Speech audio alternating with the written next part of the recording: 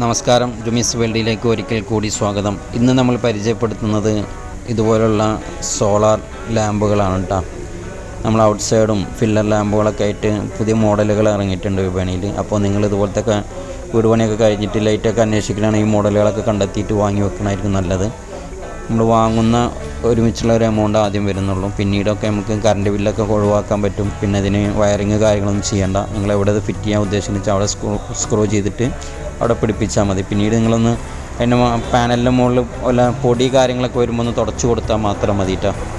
അപ്പോൾ അങ്ങനത്തെ ലൈറ്റുകളൊക്കെ ഇപ്പോൾ മാർക്കറ്റിലുണ്ട്. ഇങ്ങനത്തെ മോഡലൊക്കെ വാങ്ങാൻ നോക്കുക. ഓക്കെ, ബാക്കി തുടർന്നുള്ള വീഡിയോ കണ്ടു നോക്കുക. ഇഷ്ടപ്പെട്ടാൽ ലൈക്ക് ചെയ്യാനും ഷെയർ ചെയ്യാനും സബ്സ്ക്രൈബ് ചെയ്യാനും ഒന്നും മറക്കരുത്. ഓക്കെ.